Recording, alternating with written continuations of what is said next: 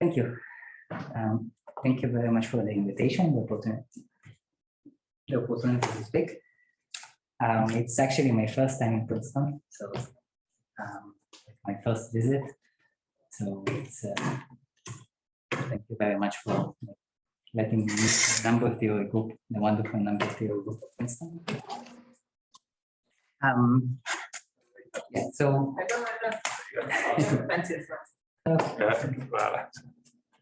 Maybe the strangest. I want to start with a rather basic number theory problem, which is quite classic, I would say. Like at least I traced it to the 50s and probably even before. You take a polynomial with rational coefficients, non-constant polynomial, and look at it at the map it induces from P1 to P1. So on affine coordinates, it's just the map x goes to f of x. That's what it is. And the question is, when are the fibers of this map, which fibers of this map are irreducible? So you take an element A and Q, you look at the preimage of it, and you essentially the question is, what is its degree? So usually, like, right, if you have a polynomial,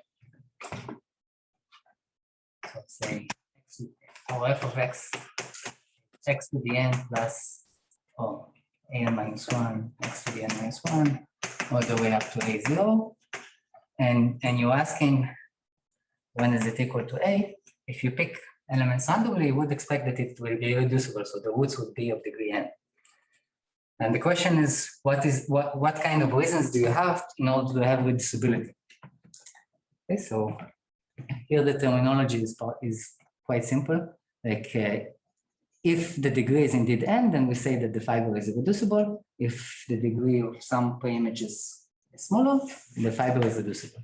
And we denote by red f the set of all elements in A for which the fiber is reducible. Those degenerate values. So, and the question is, what kind of reasons do you have for reducibility? And one clear reason to have reducibility is actually if you're looking at the value. So definitely if you have, if you're taking A to be a value of f, so f of b for some rational b, then definitely what you'll have is that f of x minus a, which is f of b, is reducible just because it has a root. So that's one reason. You can generalize it a bit further, and then if, for example, f is a composition, so if f is a composition of two functions, of two polynomials, g and h, then you can repeat that argument, I guess, and then g of, let's write it this way, and a is actually some g of b, and this polynomial g of h of x, that's our f, minus g of b, is reducible again by the same reasoning, right? You have a divisor here, so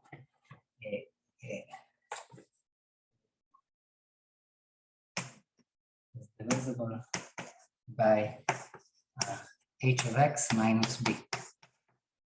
Okay, so whenever you have a left composition factor, you get that the value set of g of that left composition factor is contained inside red f.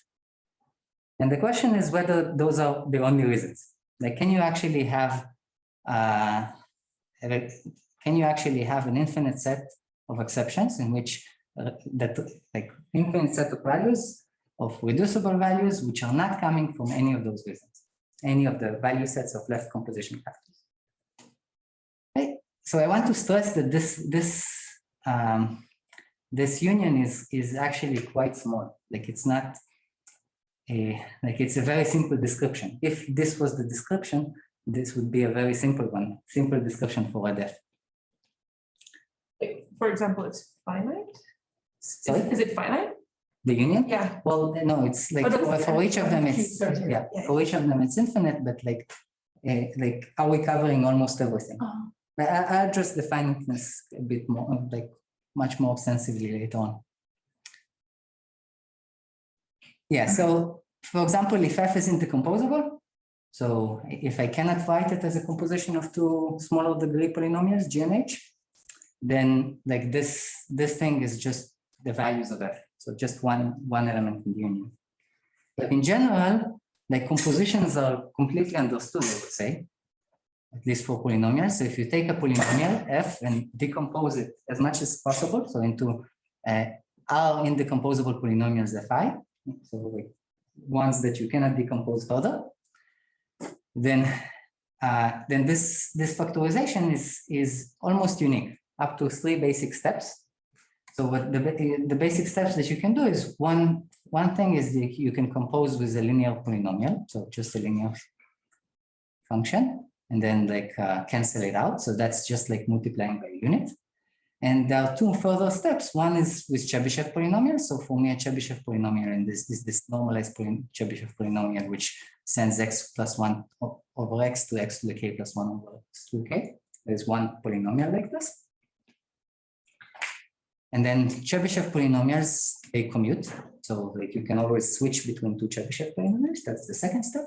And the third step is just like Chebyshev, you expect that x to the n and x to the m commute, but this relation generalizes a bit to this third step. So third operation, third possible operation. What I'm trying to say here is that like if you look at the left factors of on those steps, then you see that like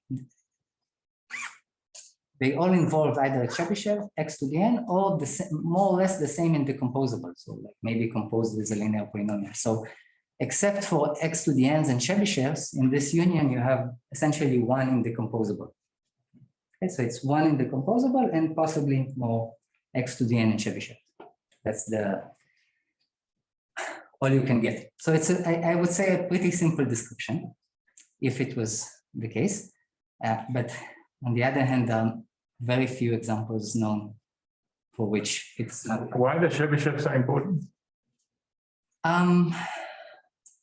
Just like x to the n, you can have x to the n, I see, but I guess so, Laurent version.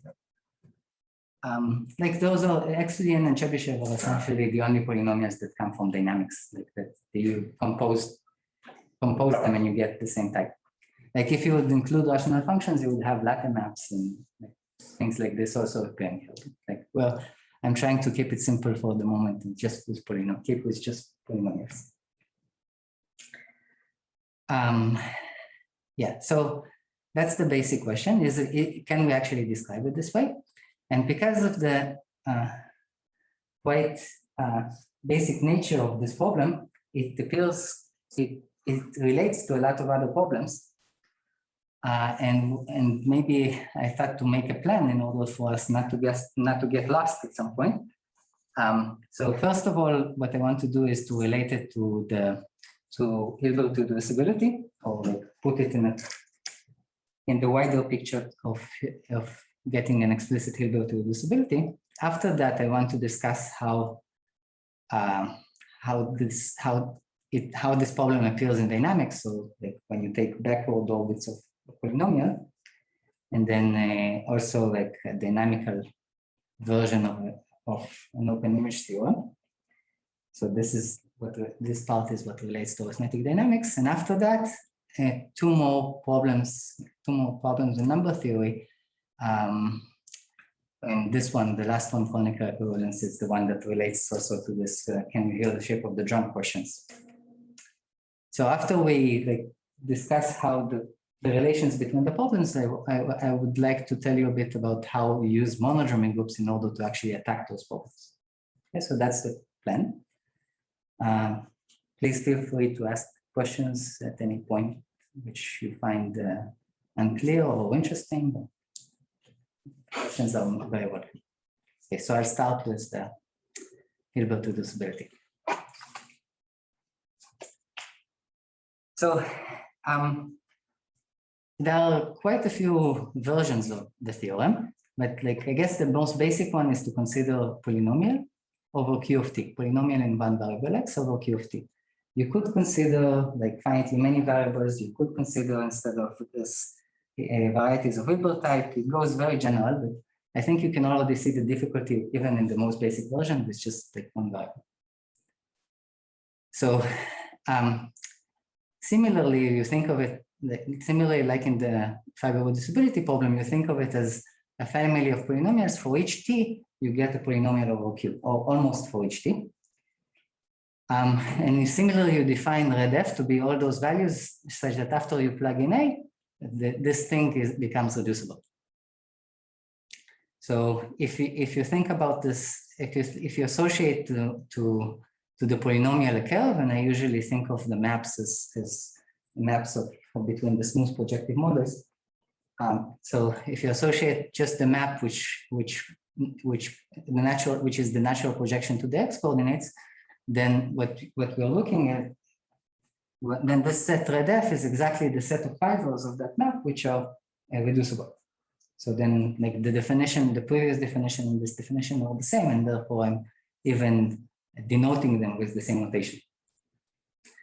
So if you take f of tx to be this polynomial f of x minus t, then what you get is a polynomial map like we had before, and that's the reducibility, the fiber reducibility problem that we just discussed.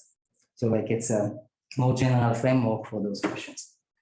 What Hilbert's reducibility tells you is that this set redf, the set of reducible values, that is just thin, which means that it's the union of value sets of finitely many morphisms from some curves xi to p1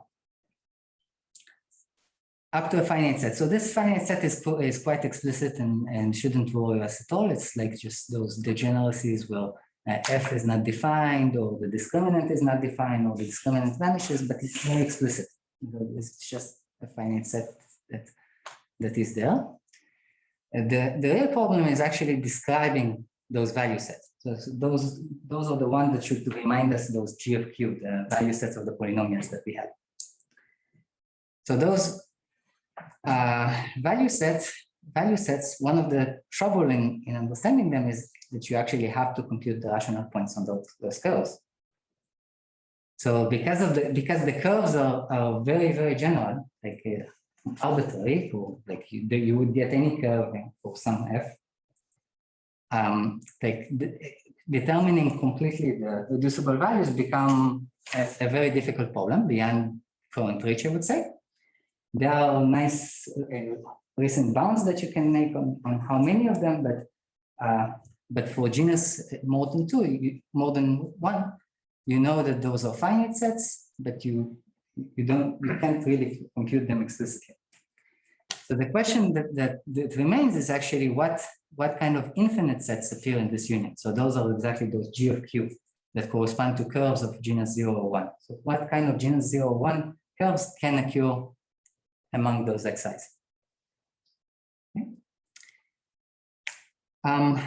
Yeah, so describing the curves would be very helpful, I think.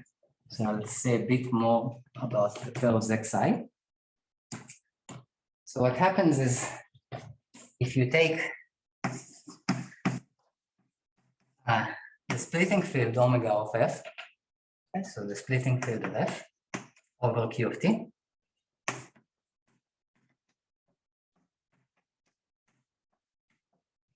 this is a Galois extension, and then for each value, which place t goes to a, you have a certain decomposition group of that Galois extension. So this is the one that I'm denoting by h either, and the fixed field of that decomposition group is exactly the function field of that curve. So this has the property that the decomposition group has the property that if you take like this place has a degree 1 place over it. That's one of the properties of decomposition groups. And then having a degree 1 place over it corresponds exactly to being a value of this in this value set. So what happens is that like for each value you get an associated a set decomposition group, and therefore a curve in the middle, and then running over values, you actually run over subfields of this omega. So you're running essentially over all subfields of omega and asking which ones are actually of genus 0 or 1. That's what's essentially is happening. Is it okay? Any questions? Okay. So if those are special, as I think you're indicating, then why aren't the other higher genus curves that you said are impossible because of ineffectivity? There's nothing special about them that you know? I mean, they like, and so what I'm trying to say is that, like, if you run over those subfields of omega over QFT, most of them will be of higher genus, and there will be very few of them which are actually of genus 0 and 1, and then like the infinite part, and which is substantial, will actually appear only with very few. As you know, there's certain curves for which you can make effective various theorems. Yes. I'm just so it could be that you're lucky. That's in some situation that you could use it, you could make something effective. That's all I'm asking. Yes, yeah. I mean, there are a lot of cases in which people computed it explicitly, but somehow, like, I just don't have any hope of getting a complete description of it at the moment. So I'm focusing on what I can say on the infinite sets, and okay, yeah. So it's also it's actually like a twofold. I have a twofold motivation. One is because I can only understand the infinite sets, and the second is because I'm actually getting a simple description of the reducible set up to finite set. Yeah. So I would next like to just going back there, which part is effective and which not? So there's the curve XIQ, which are in higher genus, it's not effective. The curves which are genus 0 and 1 you'll talk about, I assume. And then this is up to a finite set. Is that part effective? This finite set is completely effective. Okay. It's just those curves, like of genus higher than 1, are the ones that are not effective. This finite set that you eventually get. So if I go back here, this set will not, this infinite, this, like, we are hoping that this will actually be finite, the difference, and then the finite might not be effective.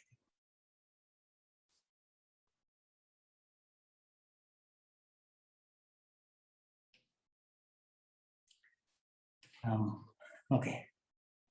So yeah, so maybe one more word. Then I'll like, you can try to treat it with this general setup, and most of the known results will. There are a lot of known results that do apply to such to the general setup of this bivariate polynomial, or like this polynomial over Q of t. But I'll for simplicity, I'll mainly discuss the polynomial maps. If you're interested, I can tell you more about the more general picture later. So the fiber reducibility problem, like, it appears naturally, very naturally in dynamics, in arithmetic dynamics. When you take, when you iterate a map, yeah, so you just iterate F.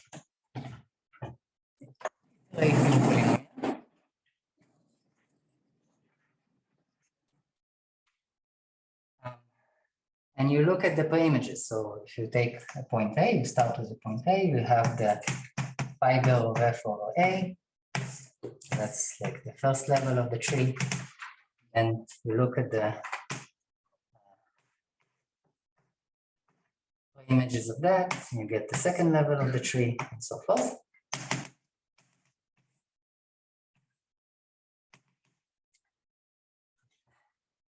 And if you do this infinitely many times, you get what's called the backward orbit of F. And then the question is, so like, you could have that this fiber is irreducible on the first level, but then on the second level, sometimes somehow like it becomes reducible. Like, that might happen. And the question is, when does it happen? So for which m's do you actually get that there are reducible values for the mth composite, but which were not reducible for the m-1 component? So, like, basic question is this when is this difference actually finite? And there is also a result of Peter Miller and Exil, which says that the compositions of F to the M can be explained by the compositions of F to the M, where M is bounded when the M is a constant, depending only on the degree of F. So that suggests that after this constant number of compositions, everything that you'll get further will be finite. You'll have only finitely many new decompositions. So, like, is it possible that there is such a constant depending only on the degree, such that after the nth composition, like, you will have only finitely many reducible values for each higher composition? Okay, so that's. Sorry, just so I understand, you're not saying that this problem is literally an arithmetic dynamics problem where you take inverse images and fix set. Like, it's not clear that if F squared is reducible somewhere, then F is reducible somewhere else. But you're saying the philosophy suggests this kind of thing should be true.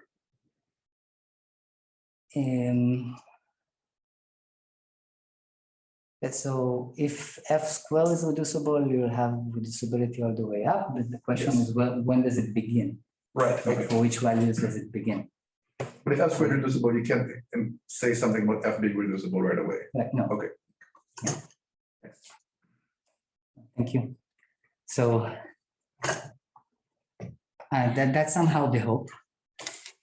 And like, there is a Galois representation interpretation of this problem, or like maybe a slightly harder problem.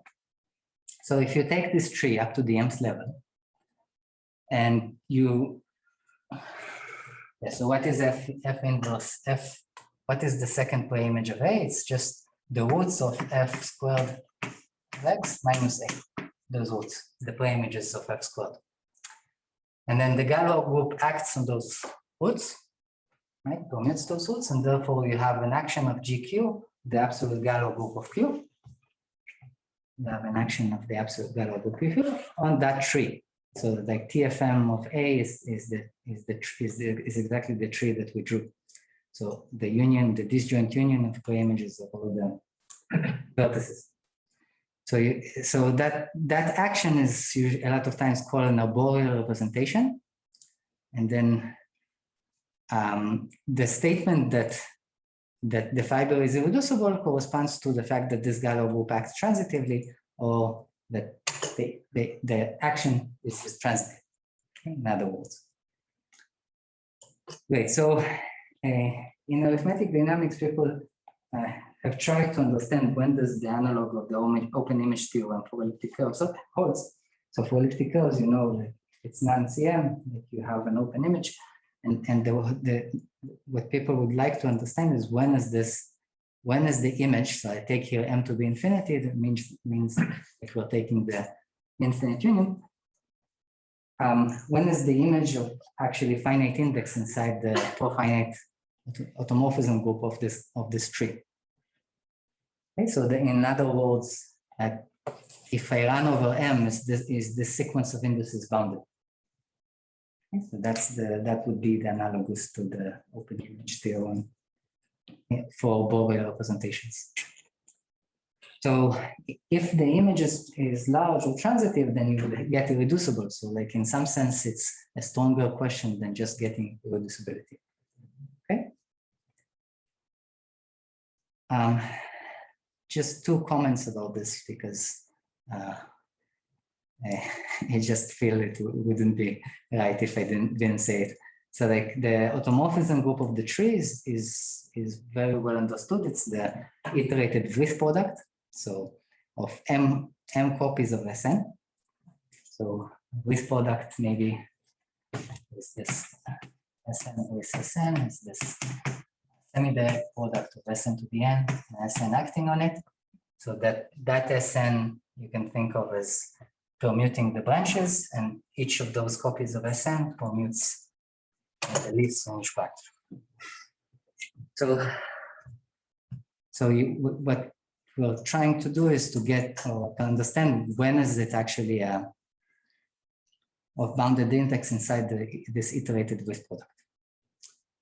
And one other comment is that like you can think of those fibers or the images of the action as subgroups of this polynomial with replacing a by a variable t, and that's again connects to the monodromy group that we had before, to monodromy groups, and we'll use it later. But we'll define monodromy groups. I'll redefine it again. Yeah, so essentially people have studied both questions, but both the dynamical version of the fiber reducibility and also this dynamical open image theorem, but like most of the known results are still just for like cyclic functions. So functions like x to the d minus c, x to the n. That's all degree. So like the results of Danielson, Fine, and Ray Jones asserting that like under certain conditions for those cyclic groups, for those cyclic functions, for functions of the form x to the n minus c, you do get finiteness here, and you do get an open image theorem. But it's, I would say, outside the cyclic world, there's very little known at the moment.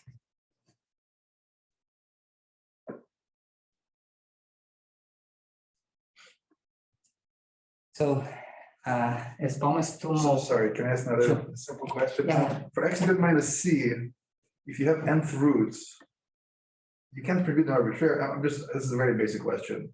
Don't you have like root of unity compatibilities? Like you have a cyclic group acting on roots of unity, but not more than that. Yeah. And if I give you the nth root of a number, I can't permute the nth roots arbitrarily with the Galois group, right? Am I missing something? Yeah, but I mean, like you're taking iterates, like you will have Cn with Cn.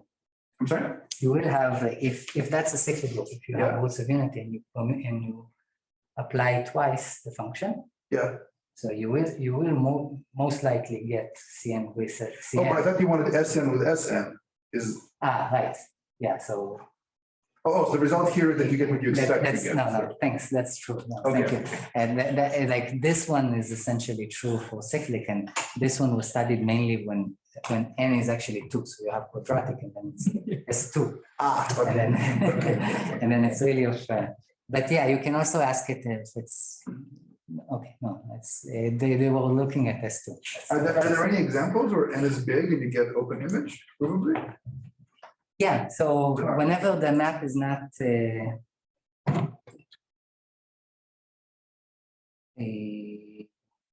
well, M you said M. Is What were right? n? What N? degree? The degree. Whatever, the degree is bigger than is big. I don't know. Yeah. Let's say it's 5 or something, and you get open image. Is there any examples of that? Yeah, I mean, generically, that's what that's exactly what happens. Like if you, but like generically, it means that you look at like you instead of plugging in, like instead of values, you're taking t. Like instead of the coefficients, say Right. You're saying if you have a to a descendants guide, you pretend they are variables. So that's not over number of things, but over the function. Right. Yeah, so you're asking when the degree is large.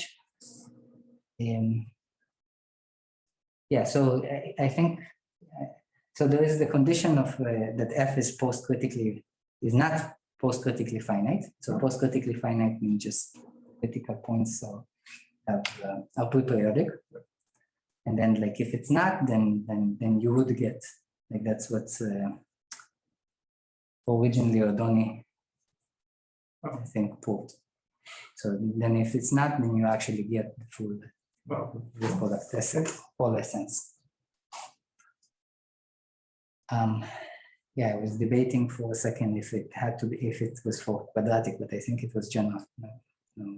No assumptions still. Okay.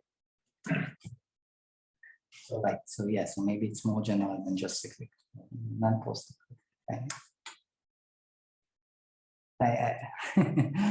I don't remember if it had to be quadratic or not, but I think it was general. Okay. So two more questions in number theory. So this question was posed by Shinser in 1959. He had a list of questions about reducibility, and it was noted several times for being one of the only ones that remained open from that list. And it's this basic version, this basic question. You take two polynomials which are not linear, and suppose they don't have a composition factor, don't have a left composition factor. So by that I mean just that, like, you can take out simultaneously H, both of them. So say, like, you can't write F as H composes F prime and G as H composed with G prime, because that would imply that the degree of H is 1. Okay, so there's only the trivial common left composition factors. So somehow, somehow those are the trivial cases in which, if you do have a common left composition factors, those are the trivial cases in which f of x minus gy is reducible. And the question is whether it's all of the cases. So if you assume they don't have left composition factors, the question is whether you always get an irreducible function.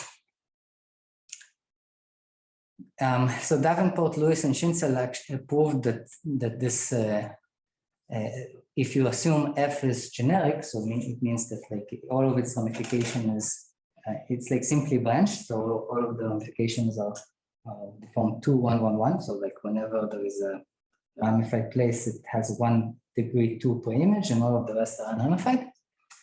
And then this was due to that result, Fried called it the Davenport-Lewis-Schinzel, and not just Schinzel's problem.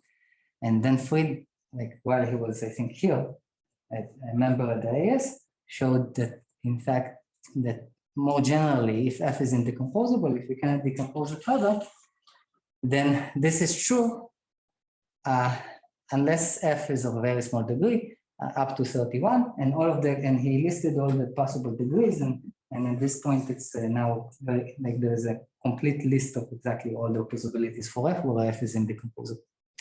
So this relates to the fiber reducibility problem, because if you take the two polynomials f and g to be over q, and you ask when is it reducible, then for every almost every value that you plug in straight wide, you'll get a decomposition. You'll get that f of x minus g of that value is reducible, because with a variable y it's reducible, then it will be reducible after you plug in.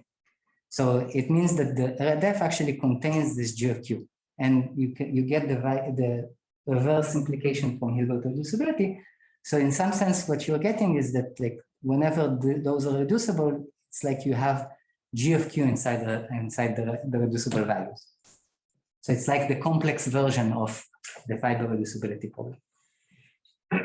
So that brings us to the, can you hear the shape of the drum questions? And then, like if you take, so originally it was asked about the eigenvalue spectrum of manifolds, and then like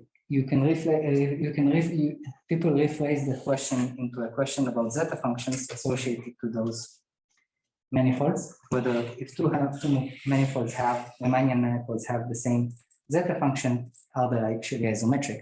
So the number theory question, the analogous number theory question was asked, I think, by Perlis or even before, and it's this question: if you have two number fields, so say K and L,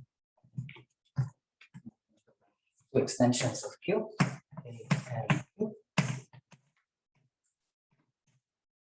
and if the Dedekind and zeta functions are the same, if zeta K is equal to zeta L, what does it mean about K and L? Do they have to be historically that was much older. Sunada, who made many counterexamples, thought by reading the number theory counterexample. That's where he got the idea to make.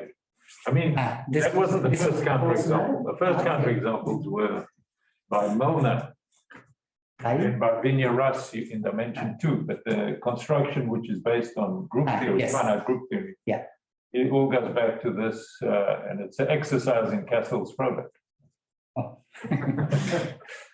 Yeah. Yeah, there are a lot of the constructions coming from this group theoretic Gassman equivalence, which so now they use this word. So this equivalence relation on number fields having the same zeta function is usually called arithmetic equivalence, and it corresponds to the statement that, like, if you take a prime p here, prime p rational prime, you decompose it in k, so decompose it as p1 up to pr, say, and then you have for each prime over it, you have a residue degree and a ramification index, all the way up to fr, pr, aer. So you have a multi-set of pairs of residue degrees and ramification indices, and eventually what Perlis showed is that if the zeta functions are the same, in fact, it corresponds to having the same splitting type, so same multi-sets of those pairs, both in K and L. So for every prime P, you'll have the same splitting type in K as in L. There was a condition which was considered much before that, like even Kronecker, which is the simpler condition that the same primes will have a degree 1 prime here, as those that have a degree 1 prime here. Okay, so that's a simpler condition, and this equivalence relation is usually called Kronecker equivalence. So if you replace those number fields or extensions, K over Q and L over Q by maps, think of them as maps, then you get this version of, this version of Kronecker equivalence, the polynomial map version. So you take two polynomials with integer coefficients and say they are Kronecker equivalents if their value sets on almost every prime are the same. F of z mod p is equal to g of z mod p. That version is actually a question of Davenport. When do you have, what are the pairs which are Kronecker equivalent? And so far, the only example that is known is the one coming from Grunwald Bank. So this pair of polynomials, x to the 8 and 16 x to the 8. So those pairs of polynomials have the same value set for almost every prime. That corresponds to the Grunwald Bank example that 16 is actually an 8th power for almost all primes except 2. And the open question is whether there are more. And in fact, in those cases, like for this question, it's not known if there is at all, even if you replace z by larger number rings, it's not clear if arithmetic equivalence is at all different from Kronecker equivalence. So the relation to the fiber reducibility problem is because if two polynomials are actually Kronecker equivalent, then it's an rather easy group theoretic argument that this difference has to be reducible. So you get back to this setup of fiber reducibility. Sorry, another very crucial. Do you want almost all primes or all primes for arithmetically equivalent? Or is it not important? For arithmetic equivalent, it's the same statement. Like if you have it for almost every, then you actually have it for every. Oh, really? The ramification will be the same for free. That's part of the. Oh, great. Thanks. That's part of Perlis's theorem. Thanks. So, like as a result, because you're reducing to this, like Fried could also like analyze exactly which of those polynomials are Kronecker equivalent, and for indecomposable, which was the setup here, the only cases in which you get Kronecker equivalence is exactly when they differ by a linear polynomial, in which case they just have the same value set. So those are the trivial cases. Doesn't Kobaya have a recent example that used that technique? It's he was talking about fake values. Yeah. And it's a similar thing. Yeah, it's a very similar. And most of the examples. Two conjugate, I mean, they look to me like they were the same construction with two. Yeah, it's most of the examples are actually the same as the examples with Kronecker equivalence, and they are very tightly related, especially the group theoretic conditions behind. Yeah. So. Was it Kobaya or Kobaya and Zania? It's hard to imagine there isn't a joint. Anyway, I can't remember. I think Tobias it's was Tobias. in the lecture, yeah. But there was also like works of Zani on that, on the fake values as well. Wait, so how much time do I have? Like, 20 more minutes. how much? 10? 20 more. 20, okay. Okay, so I would like to tell you a bit about how you attack this using monodromy groups. And like the easiest definition of a monodromy group I know is just taking the Galois group over CO2. It's the same definition as the topological, but it's just the Galois group of X minus T. And the basic observation that lets the indecomposable case be accessible is the fact that you can rephrase the statement that F is indecomposable. You cannot decompose it into two smaller degree polynomials if and only if the monodromy group is just primitive. So the monodromy group as a Galois group is like it permutes the roots. It's a permutation group. And then the statement that is primitive means that like in that permutation action, you don't have any non-trivial block system, which is preserved by the group.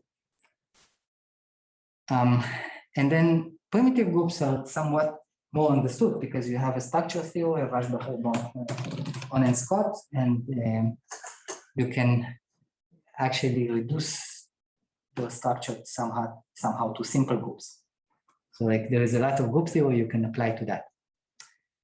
And then the classification of monodromy groups of polynomials, of indecomposable polynomials, like goes back already to the works of Chisini, Reed and Zaritsky, and in the 20s, and then Reed in fact showed that that the only solvable monodromy groups possible are those which are cyclic, coming exactly from X to the N, the hydral, which comes from the Chebyshev, or like the small degree for which doesn't go inside. So after the classification of finite simple groups, people were able to actually make a lot of progress, a successful attempt of determining all the monodromy groups. So for polynomials, for indecomposable polynomials, there is a large dichotomy between those groups. So it's either like cyclic or dihedral or of very small degree, or what you have is that like the monodromy group has to be large. It's alternating or symmetric, the other extreme. So this was proved by Veit and Muller, and then the polynomials were computed by Casanova-Corenia, and then Muller and Elkis found the last one was the M23 monodromy. So like this type of questions was continued much beyond polynomials, and then like this is the classification of monodromy groups of rational functions, or more generally coverings where the degree is much larger than the genus. So you think of the genus of X as being fixed, and then the degree of the map is larger. Sorry, there's a theorem above. You use the kind of theorem that if you have a transitive permutation group action and you've got some other properties that you beat, what's in there? What goes into the proof of that? Hi, I'm here. And the classification does go in. No, I didn't mean. that. I'm just trying to understand this dichotomy. You said either the group is small, Yeah. or it's very big. So you have some. What's the input? Is it some transitivity?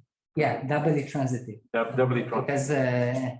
Because it's primitive with an n cycle, it's doubly transitive, and the doubly transitive are like either go to the affine case or to the non-abelian case, which doesn't happen. Like unless it's the general case, the symmetrical alternative. Yeah. So even with with coverings of large degree in comparison to the genus, there was a program led by Bob Goralnik, which started essentially with the paper of Goralnik-Thompson, and then continued in 2011. Goralnik and Shereshin conjectured what could be the monodromy group for such coverings, and then in a preprint we at least give this large degree version. So like the statement is again either it's large, AN or SN, order, now we don't have complete expressions for the coverings, but like we do know the ramification of them. So that's is an explicit list. And then like, because you have those classification theorems, then you can just deduce from them exactly what genus 0 and 1 subcovers you could have. And except for this explicit list, you get that redef is just the value set of one function of f itself on the rational points of x in this case. So for rational functions, for indecomposable rational functions, you just get one value set up to a finite set. So this somehow follows from all this work on monodromy groups and classification just immediately. So the indecomposable case, yeah. This is effect. Sorry? This list is big. This one? No, for f over q, avoiding a finite explicit list. Ah, yes. The list. So there are about 40 families that are infinite. And so like infinite families of modification types. And then except for that, there are like, there is the low degrees, which is everything is explicit and effective. Yeah. But there is like the attempt of listing all of them is still going on. Yeah. So somehow this program of classification gives you the answer for indecomposable because of this group theoretic property that you're using. And what I want to focus on is actually the other case, the decomposable case, in which you don't have, at least in my opinion, you just don't have any hope of classifying all all monodromy groups of decomposable polynomials. What you could maybe try is to show that they are large in some sense. So what we did is I guess breaking this decomposability barrier for non-solvable monodromy. So what we are assuming is that the indecomposables have non-solvable monodromy. So that amounts to saying they are not x to the n and Chebyshev. Right, those were the solvable ones. So whenever it's not x to the n and Chebyshev, we can actually understand those problems. And then in that case, what we show is that redef is again f1 of q up to a finite set, or it's an explicit list, and the one in this explicit list is actually up to like 9 families of modification, infinite modification types, and then like up to degree 20, like the list of exceptions. So that one is pretty explicit. And then, like if you apply it to the DLS problem, you get that that whenever again you have a decomposition into indecomposables and none of them is x to the n on Chebyshev, then the reducibility happens only in the trivial case in which G decomposes to the first function, the first indecomposable factor of f, and because of Ritz theorems, it actually, this uniqueness in Ritz theorem, it actually has to be exactly f1 here. Right, so here the list itself is explicit completely because like if you drop this condition, the polynomials that appear are actually those computed by Kostanova, Korenia, and Mueller and Elkis. So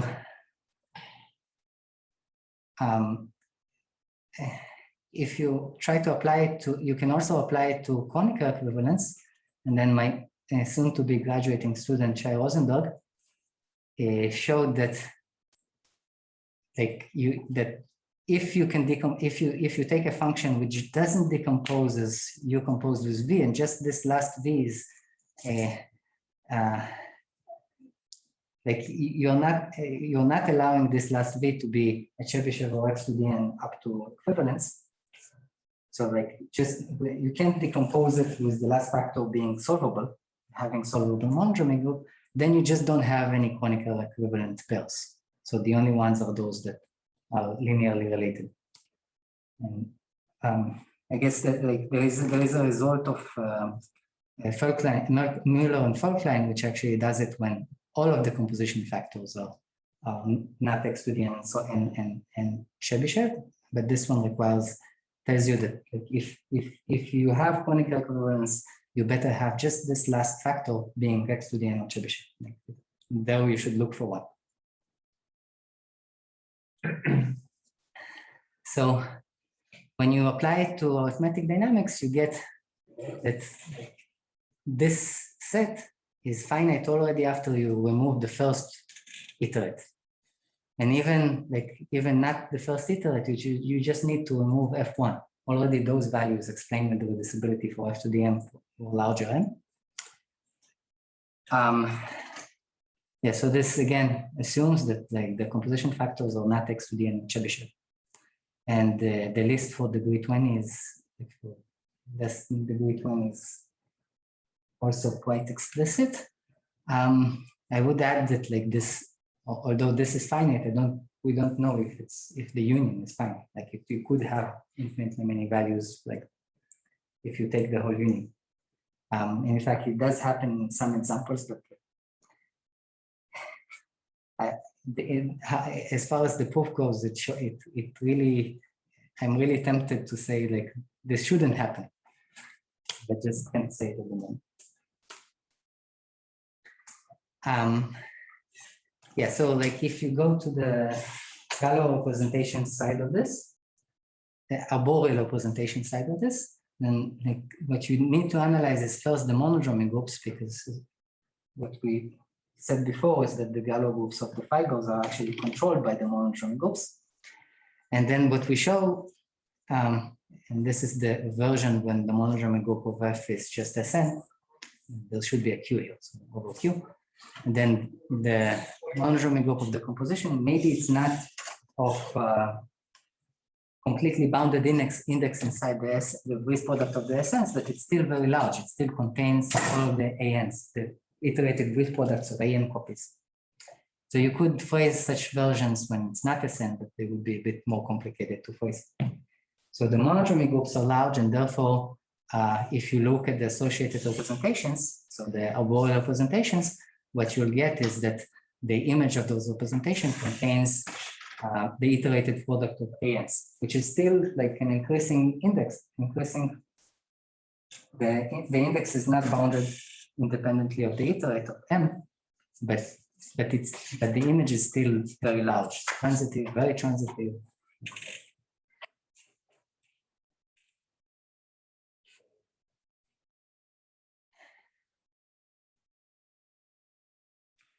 How much time do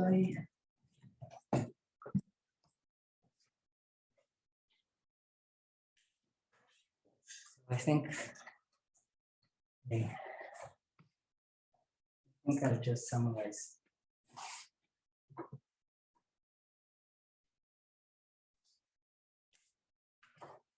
So what happens here is that you have like this fiber reducibility problem and Hilbert reducibility and some problems on arithmetic dynamics and conical conjugacy. They're all somehow interrelated, and all can be attacked using the monodromy classification, monodromy theorems, or at least by showing that the monodromy group is large. And we could actually solve those problems when the composition factors are not x to the n Chebyshev, so not the solvable cases. And the real problem that remains for us is what happens when you add them. How do you actually get all the interesting examples when you add those? So I think I'll finish here. The slides are also available. Like.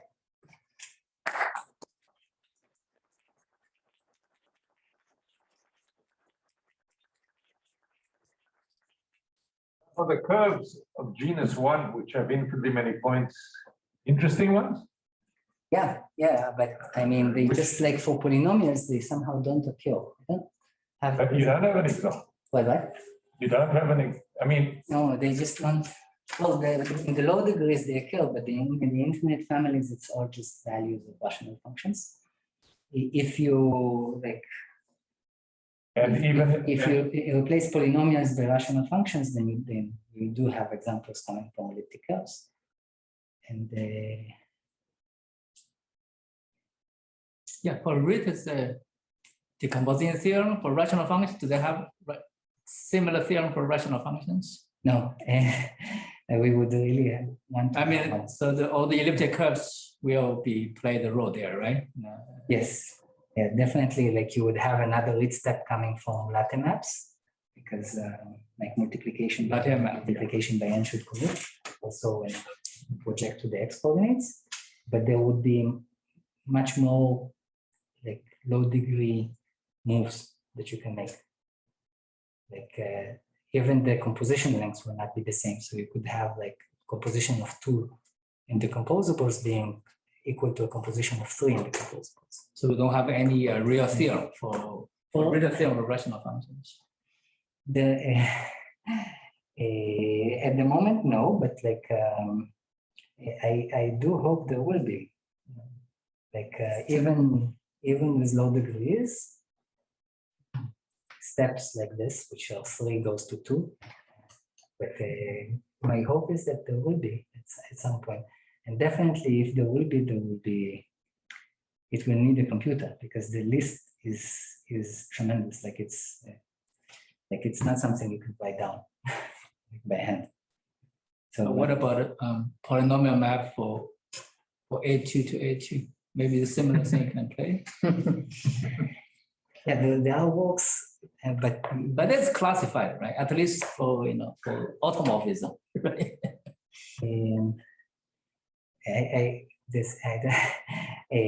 For automorphism, yes. Yeah. There are works, Medvedev, Scanlon, like which consider such maps, but they're like coordinate wise. Each coordinate, and it's they have a very interesting result for such maps, but like somehow it's in some sense a generalization of weight. So they have to analyze not only steps, but like not only steps of compositions, but also like involving certain twists. And that one continues to any dimension, so not just A2. But yeah, I don't like, and that's for width theorem. I mean, I don't know about all the other questions about here. Just to push a bit further on this, so like theory that exists in some sort of shared universe with like the Serre open image theorem for the curves and stuff with this Latin that you're saying. But do the methods here overlap at all with the methods there, or is it a totally different sort of side of what's going on? I think like in the, I would say it's very different. Okay. It's like in the cell you have big groups and you consider the algebra. Right. Here it's like iterated with products.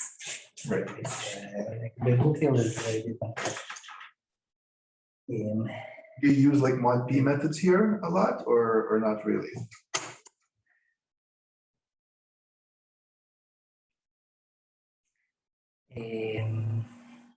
I mean, there is the conical conjugate, but that it essentially amounts to Chebotarev type of theorems, and I mean, you can use sieving methods, like in Serre's book on Mordell-Weil theorem, he uses, I think it's a SD Cohen's method to show something accepted. Yeah, you can actually like estimate, like if you do that, you can estimate the value sets, and then you can like count how many how many reducible values do you have up to height. That's yeah. So that that's used as well. So I need to allow the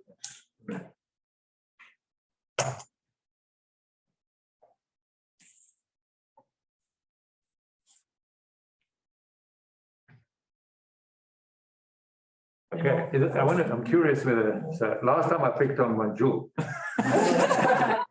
Now we're going to pick on somebody, but as I don't see a mix there. Do you still own monodromy.com, or did he just buy it? Monodromy guys here. Is he? Yeah, Nick. Nick. Yeah. You fell asleep. Maybe it's not working. Is it working? That was Okay, defend yourself. You know that he owns monodromy.com. I no longer own it. I think it's available.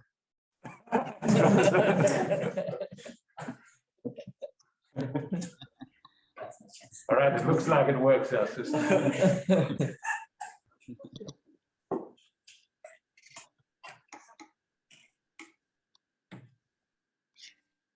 Who's running this actually?